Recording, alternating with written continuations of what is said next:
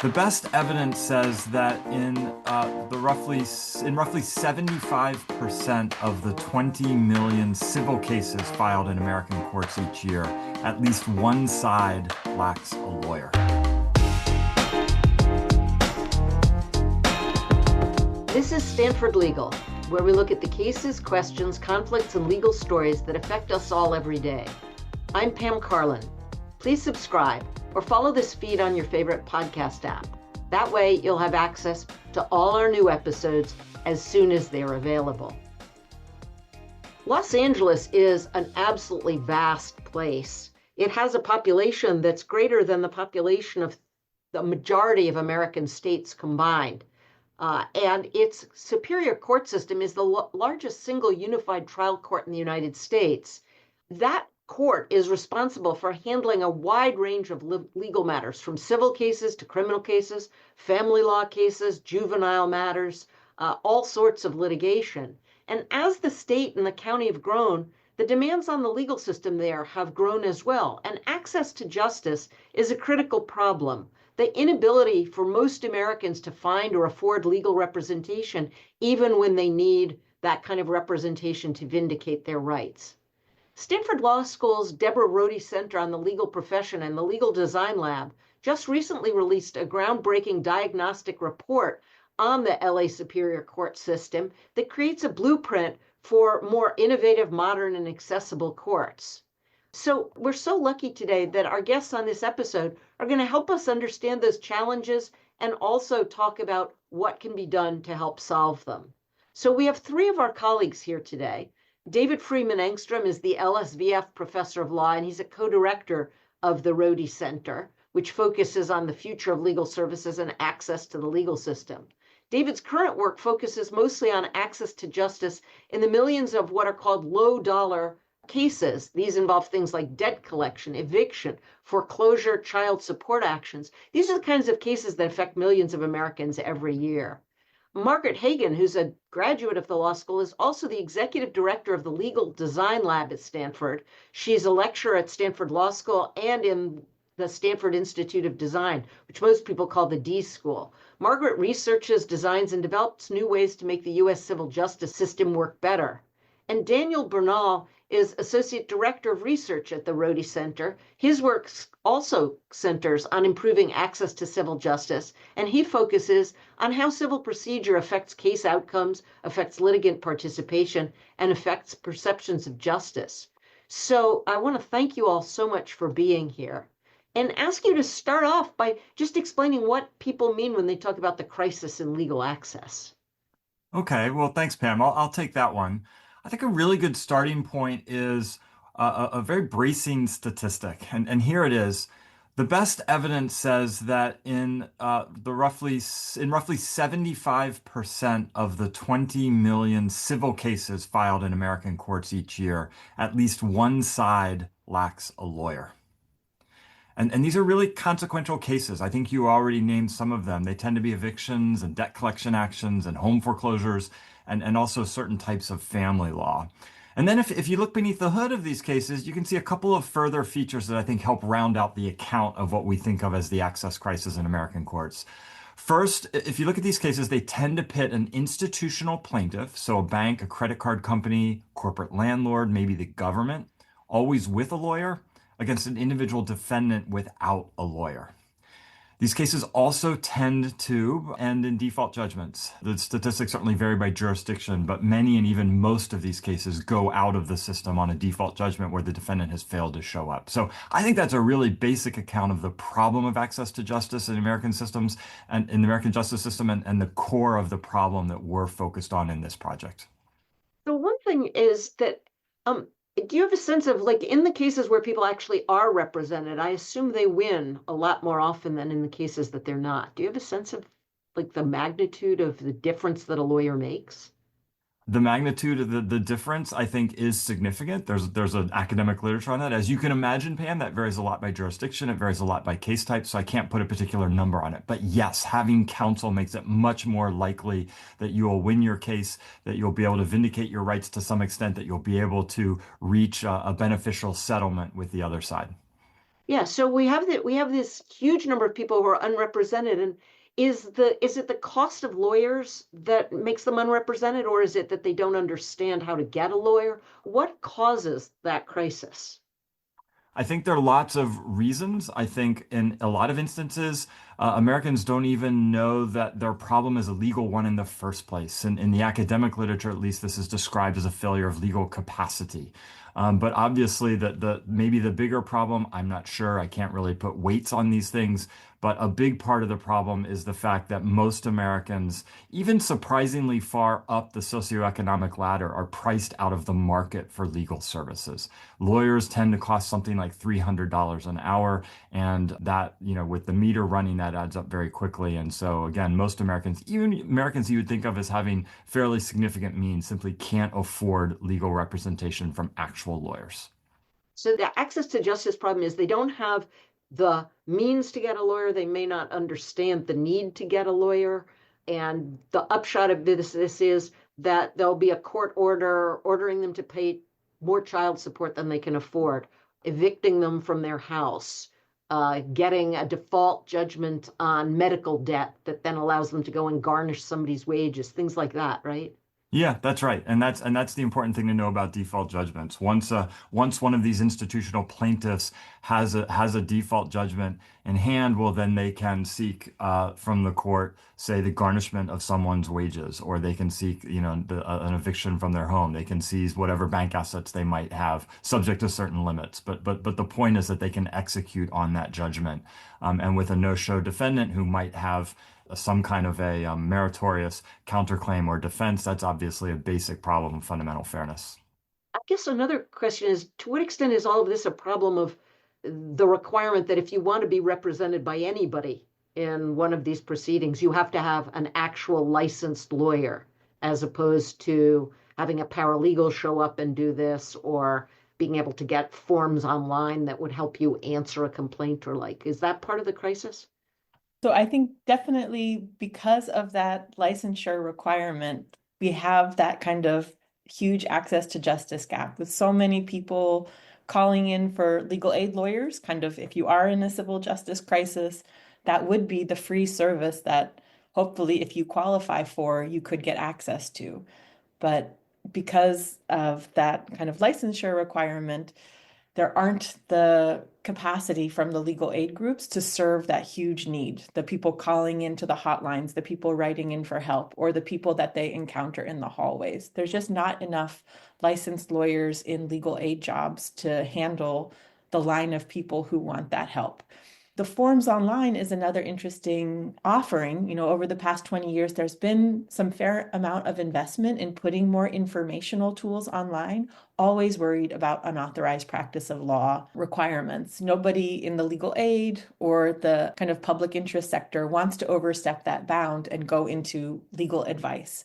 So there is a lot more information online, guidance about if you get this kind of document in the mail, here is what that's called in normal people's words, or the key steps that you should take, the phases of the lawsuit. But that kind of informational guidance only goes so far. Yes, it might help a person who actually, does go to that website or finds that form online to understand a little bit. But when we interview people, in the hallways of the court, a lot of them are in that stressed out phase. They feel overwhelmed. It's hard for them to do a lot of complicated tasks like filling in a form in this time crunch with this amount of stress and in this formal legal language. So those kind of online tools that are like strictly informational, kind of hands-off, can only really go so far in helping people actually make their deadlines, file the correct forms. So there is a missing gap. There needs to be a lot more, I think, human services to really make those actionable for people. Yeah, and it's striking just how different this is from what would happen if you were accused of a crime, right? Because if you're accused of a crime, you have a constitutional right to a lawyer for virtually every kind of case. And if you can't afford a lawyer, the government provides you with one. But that's just not true even for civil cases where the consequences might be far worse than the consequences of a criminal case. That is, a criminal misdemeanor case, you get a lawyer, but a case that's going to cause you to lose your home in foreclosure, or a case that's going to cause you to lose your home in an eviction or the like, you don't get a lawyer for that. We've seen a lot of right to counsel movements around evictions spring up over the past 10 years and get more momentum, but there's still a funding issue about who's actually going to pay for lawyers, even if a city council or a county or a state mandates that everyone facing eviction should have a lawyer. It's a tall order to get enough actual lawyers in the system to do that. So I want to turn now to the partnership that you all have developed with the Los Angeles County Superior Court. Can you tell us a little bit about how that court runs and how you guys became involved with them? As you noted, the Superior Court of Los Angeles is the largest trial court in the country. There are 36 courthouses that serve a population of over 10 million in a jurisdiction that includes 88 cities and 140 unincorporated areas. So this is just a huge organization. There's over 550 judicial officers and 4,600 employees. So that's actually larger than the entire appellate court system of the federal judiciary by about double, maybe treble. And I think that the caseload also bears that out. There's 1.2 million cases filed each year in that court. So this ranges from routine traffic cases to custody disputes to eviction to murder trials. And the people that are involved in these cases are really diverse too. As just one indicator, the court actually offers interpretation services in over 200 different languages. So we are talking about a very complex. I didn't even know there were 200 languages. I think there's several indigenous languages included on that, but the court is very proud of offering all those services. But perhaps, David, you want to kick us off to how we got involved with this court? Sure. Like so many good things in life and in maybe in academia in particular, that this project was a mix of like careful relationship building and kind of luck and happenstance. So a few years ago, Margaret and I, and also Mark Chandler, who's a terrific SLS alum who served as a longtime general counsel of Cisco, we started working with about a half dozen states to help them rethink their technology systems to make courts more accessible, something we called the Filing Fairness Project. And one of the states we worked with at the time was Texas, and it had this rock star chief court administrator named David Slayton. And then David moved to LA. He took his talents to Hollywood, as I like to say. And so we kept talking. And then I gave a speech at the California Judges Association and had a really great exchange with LA's then presiding judge, Sam Jessner. And so within a few weeks, we were laying plans for this collaboration. Yeah, and what's the collaboration designed to do? It's designed to try to help the court work better. We think it's a really kind of unique, first of its kind thing. It's a collaboration between a major court system, major research university. They've asked us to help them rethink how they handle their high volume dockets, especially those docket dominating cases I mentioned previously. So eviction, debt, certain types of family law. Because we're Stanford, they also asked us to help them to think in particular about the digital pathways that they've built over time or that they're building to better serve self-represented litigants within the system. Yeah, so you have, I guess, technology problems and knowledge problems. I guess maybe let's start by talking about some of the technology problems that the courts are facing. Yes, we don't usually think of courts as, hotbeds of innovation. They're big, traditional institutions upholding the rule of law, but tech and innovation perhaps is not central. But I think we're increasingly seeing courts, especially under kind of leaders like with David Slayton and the presiding judges in LA, really prioritizing and focusing in on how technology can augment or automate or otherwise improve operations in the back end and services to the public. So it's interesting to see this kind of key change. And it's been brewing over the past few decades of developing better websites, better case management systems, more kind of data capacity. And that's where we're really excited with the partnership to work with a court like LA that already has a substantial IT team, a great kind of collection of technology infrastructure and tools to see what we could build on top of it, especially with all of the new and exciting technologies that we all read about in the newspapers. Can we leverage some of that ambitious new kind of emerging technology, either for better services on the front end to tackle some of those knowledge challenges or other challenges that the litigants face, but also give better tools to the court staff members who also have to deal with this huge amount of caseload and a huge amount of processing in their day-to-day. So I think LA is uniquely positioned to be really at the forefront of technology development in the courts. I mean, that's super interesting that it's both a kind of front-end thing, developing the technology that's public-facing, and then also developing the technology that'll enable the court system to operate more efficiently and the like.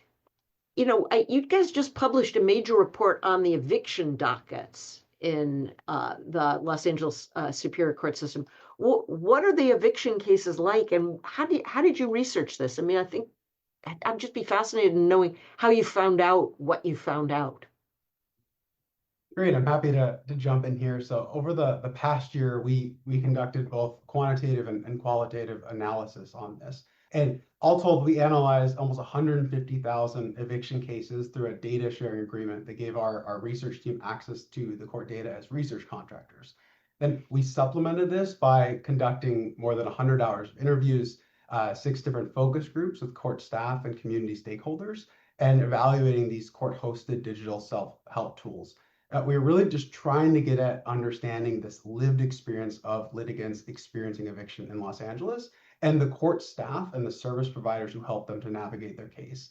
And we had a lot of students help us. We had students from 2 different policy labs that did a lot of that on the ground interviewing with us as well. And the picture that emerged was an eviction process that moves very, very rapidly, that involves low rates of participation. We found about 57% of tenants did not answer their case, and therefore, ultimately many of those went the default judgment process. And we found that tenants, as they jump into this process, they have to navigate this really complex landscape because, as we mentioned before, LA is huge. And so of those 88 different cities, some of them have special protections for tenants.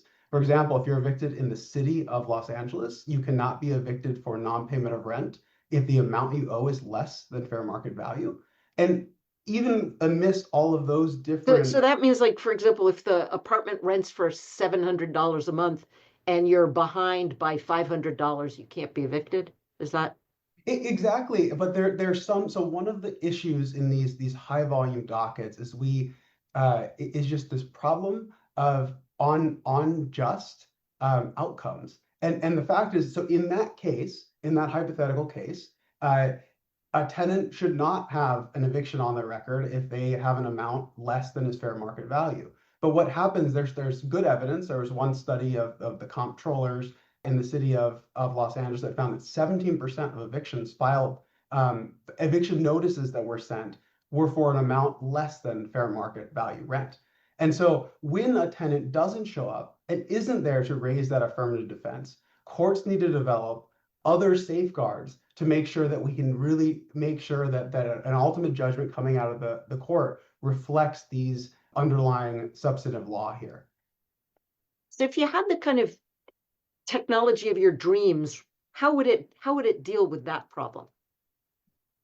So I'm happy to stay with this one. This is the project that we are working on. I don't think we're at the point of a technology of our dreams, but we do have some technology that is in process. And so let me like play this out a little bit more. So we've mentioned before that lots of cases have very low participation rates. And let's particularly talk about consumer debt collection cases. In Los Angeles, 95% of debtors do not show up or file an answer for their debt collection case. So these are mostly debt collections by credit card companies or totally. So this is people this that is buy debt or the like? Exactly. This is mostly debt buyers and a lot of credit card debt. So imagine then that you're a court clerk, you're a research attorney in Los Angeles Superior Court, and for every case that involves a debt buyer, as you mentioned, someone who has purchased this from the original seller of the debt, is that the Rosenthal Fair Debt Collection Practices Act requires a plaintiff's complaint to include some key allegations that put the defendant on notice that this is a legitimate debt. So some allegations like when the debt was incurred, how much is owed, when the debtor last paid. If the debt defendant doesn't respond and the plaintiff files for a default judgment, the act further requires them to attach business records and a sworn declaration that is sufficient to prove these allegations. The act actually clarifies that no default, I'm quoting here, or other judgment may be entered against the debtor. So it's a very rigid, like this must be done or you cannot enter default judgment. But if a research attorney or a clerk wants to verify this today, they have to do it manually. They check for all the allegations in the complaint, they locate the declaration, they cross-reference the allegation against the evidence. Now, this task is very hard. I know because I've been working with a team of law students to do it over the last several months. The declarations are lengthy. They attach multiple credit card statements, for example, multiple bills of sale, which themselves have spreadsheets attached often, sometimes with data running vertically down the page. On average, it took our team about a half hour to do every default judgment. Now, those time costs make this kind of rigorous human review just impractical at scale. I don't know if I mentioned that the court staff have to process as many as 30,000 of these cases every year in Los Angeles County. And at 30 minutes a pop, that is just like not going to happen. And so we really think that AI can help. We're building this default assistant, which would be an AI decision support tool that clerks and research attorneys can consult when entering a clerk judgment or issuing a recommendation to a judge. So what we did is we identified the binary and semi-discretionary variables that the tool would need to review. And then we conducted an audit with law students to provide this sort of ground truth. And not only a ground truth, like, is this compliant or not, but a very robust documentation of where evidence supporting those decisions can be found. So we're now working with this very talented tech team across Stanford campus to develop the tool. And within a few months, we hope to have a version ready for testing. Ultimately, we really believe that this tool is a way to enhance the great work that the court is already doing, both in eviction and debt collection. So Margaret, you had said earlier, you were talking about the use of technology both at the back end, i.e. inside the court system, and Daniel just gave us a phenomenal account of some of the work that's being done there. But there's also, as you said, the front end and a bunch of stuff that you guys are doing at the front end to try to make it easier for the unrepresented litigants, in particular, the 75% that David talked about earlier, to handle their cases and to get their rights vindicated. Could you tell us a little bit about that? Sure. So this really came out when we were on the ground in downtown Los Angeles at a courthouse called Stanley Mosque, huge courthouse. And there were two main pain points that we heard over and over again. First is from that litigant. They come to the court as a kind of first port of call after they get that scary document served on them or in the mail. They're coming to the court building to try to figure out, what can I do? What are my rights? But the problem inside the court building is court staff have these duties of neutrality and not to give legal advice. So they're coming up to the clerk's office, to the self-help office, to the bailiffs in the hallway, to court staff members and saying, I got this notice, what can I do? Is there anyone that can help me? So they are really looking for some service or some tool in that short 10-day window they have after getting an eviction lawsuit served on them for help. So they're kind of in the hallways searching for someone to help. Then if we look at it from the staff member, they want to help. They see these people who are stressed out, who are doing their best, but they don't know who to send them to because LA, as we're going to return to, is huge and complicated. And that includes what service providers actually can help you. It will depend on where your property is located, what your income level is, what language you speak. There's all kinds of different legal aid and community organizations that help different tenants, and the court staff member don't have that up-to-date list of where to send a given tenant or litigant for someone that will actually be able to help them and not turn them away. We don't want those kind of cold handoffs.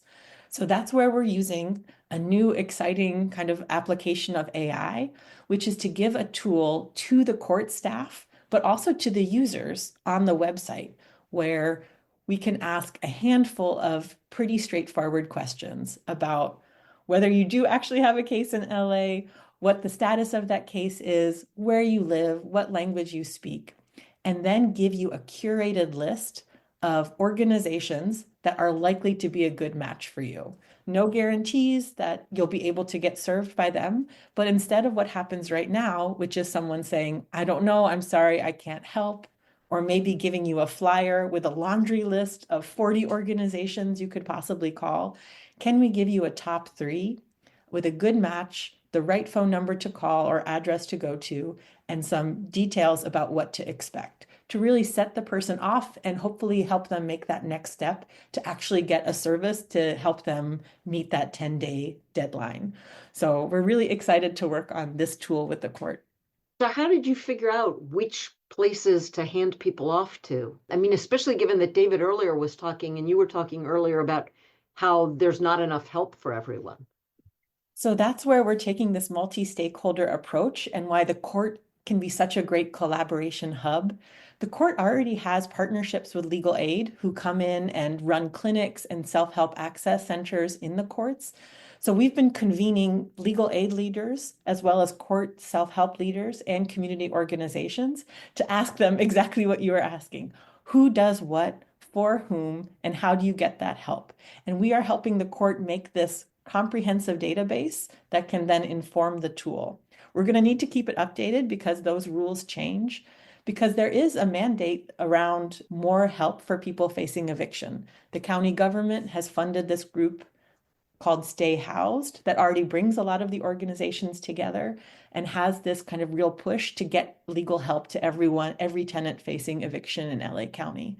So we're trying to help make the court make sure that it knows how to tap into this growing, more resourced network and make those handoffs in a smarter way. And does the tool require people to actually show up physically at the courthouse, or are there ways people can use the tool without having to do the travel? So we're building it so it can be either both, because we know some people are more digital natives. They might do a Google search or ask ChatGPT, and we want to have something for them on the website that's 24/7, access it from wherever you are. But we also know many people don't go online. They want to go to the authority. They want to go to the court building. So also having it present in the hands of staff members or on the kiosks in the court. So our approach is to try to serve the different kinds of users by having the tool present at multiple touch points. Oh, that's great. I mean, one question I have for you is it possible to also tell people on the summonses and the like, there's this tool? You've read our mind. Yes, so we've been working with the court on what paper they send to people. They send a notice after a lawsuit has been filed to the defendant to really kind of reinforce what's happening and tell them about services. So we're trying to connect that paper that we're helping the court redesign to be more plain language, actionable, and empowering, and give that handoff from that piece of paper to the digital tool. I know this is a little bit outside the scope of what we've been talking about so far, but I want to turn to the kind of national implications of this. And David, you're not just running this project, you're also running a project for the American Law Institute that deals with these high volume, low amount lawsuits. So how are you thinking about working this out across the country? Well, so yeah, thanks for asking that, Pam. So, the ALI project is something I'm very proud to lead, and it's going to do, a pretty full survey of the things that courts can do to try to make these high volume dockets work better. That includes things like refashioning the civil procedure rules in these high volume dockets, because frankly, the civil procedure rules were written for an adversarial process where there's a lawyer on both sides of the V. And so that's an example of the sort of thing we're doing. But we're also going to have to provide some principles for thinking about how to incorporate technology and in particular AI into the system. So, in some ways I love working on these projects together because, the ALI is sort of the high level, national level overview of what courts can do. And then being embedded in an actual court that is in a really innovative and committed way wrestling with these problems, I think is a really potent combination. I can say something a little more about this, which is, one of the things that makes the LA Superior Court such an incredible partner is that the court's senior leadership, while for sure laser focused on improving their own operations, are also quite committed to sharing anything that we develop with other courts. And even better, they're also committed to rigorous evaluation of everything we do together to help build that store of knowledge about what works and what doesn't in this space. And so, we hope and expect that the tools that we develop with the LA Superior Court and the evidence base that we help to build with them is going to travel to other places and will maybe help inform some of the courts who maybe would also be consuming the ALI project and some of its outputs at the same time. Yeah, it's really interesting to think about how you both scale up things in a place like Los Angeles, which is distinctive in some ways, but presumably is typical in others, that the kinds of issues that come up for people who are facing evictions or for people who are facing debt collection, presumably those experiences for the pro se litigant are quite similar in an awful lot of different places. Yeah, I think that's right. I think the litigant experience is quite similar. What's interesting, of course, is that the court jurisdictions across the country, I think there are roughly 15,000 local court jurisdictions across the country. And of course, they're all various shapes and sizes, and they have different degrees of technical capacity. And so I think that's an important thing to think about. For a long time, LASC, the LA Superior Court, has done that default prove up process that Daniel described in a kind of human, eyes-on way. Because they had the resources to do it. They were able to have a dedicated staff member who just did this to the tune of tens of thousands of these per year. Other courts don't have that luxury. And so I think one of the things we love about this default prove up AI assistant is that maybe it permits a smaller court without technical capacity and without even the kind of flesh and blood staff necessary to do it, to maybe start to do this very valuable prove up process to ensure that these default judgments are legally warranted before they're entered. Yeah, so do you have a sense, obviously California has a huge range of different county superior court systems. I mean, if you compare Los Angeles to someplace like Alpine County, which I think has like maybe 5,000 people in it or 8,000 people, or like, is it your sense that in those places they probably aren't doing the prove up, even if the prove up is something that they really required to do, that they just don't have the resources to do that, so they're handing out default judgments that are unwarranted? I mean, is there a worry about that? Actually, I frankly just don't know. I mean, you can imagine it could be better in a small place like that where you have a clerk because the throughput is relatively lower, there actually is like kind of a practice of doing this sort of thing. But you can imagine it being a lot worse just because of sheer lack of resources. So I think it's interesting. I guess I would go back to what I said before, which is courts of all different shapes of sizes with all different needs and capacities. And I'm guessing it's just a sort of checkerboard of practice and challenges. Yeah, I think, you've talked a couple of times about things that are the various frontiers of judicial innovation. And Margaret, I wonder if you could just kind of summarize the work you've done on that, on the kinds of places the courts should be focused. Yeah, I think, and it harkens back to many of our examples.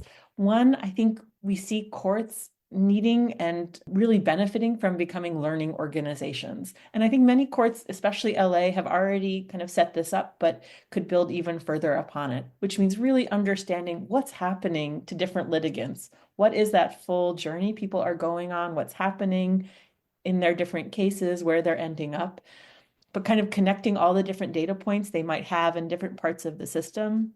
And also inviting information back from users to really kind of get that follow-up through surveys or other things about whether and how and why they're able to participate or not. So really kind of getting better handle on data capture and tracing cases and people throughout the system. So that's kind of the frontier number one, is that learning organization. The other three are really about the court playing a central role, which I think it already does by default, but really amplifying that as kind of a hub for legal problem solving, resolution of conflicts. One is about information, to really address that knowledge challenge that you were talking about before. So providing information in that clear, usable, actionable way. So even if a person doesn't have a lawyer, they're still able to understand what this case or lawsuit is all about and how to participate. So kind of a better information hub. Second, being a great collaboration hub for all those legal aid partners, local government partners, community-based organizations. There's actually a lot of groups out there who want to make sure people get just outcomes and can participate in their case and get services. The court can be a steward and bring groups together and make sure that those services all get to the person who needs them. So really playing that collaboration role. And the third kind of hub role is about being a digital hub. And this is where we're so excited, leveraging all of the great technical work that's possible to do at Stanford. So being that kind of front-facing, one-stop digital hub for a person with a legal problem. They can come to the LA Court website, understand where to go, understand what's happening, fill in forms, file them, but do that all in a great digital site. giving those tools on the back end to clerks, court staff, research attorneys through things like the default judgment assistant, and then even possibly helping resolution of conflicts through things like online dispute resolution. So helping bring people to agreement and not have to go through a full trial. But I think LA Court could be a real kind of shining star in being a digital hub. This is just tremendously exciting work, and I really look forward to having you guys back on again to tell us about the next stage of this, because this is going to make such a difference in real people's lives. So I want to thank our guests, David Freeman Engstrom, Daniel Bernal, and Margaret Hagan. This is Stanford Legal. If you're enjoying the show, please tell a friend and leave us a rating or review on your favorite podcast app. Your feedback improves the show and helps new listeners to discover us. I'm Pam Carlin. See you next time.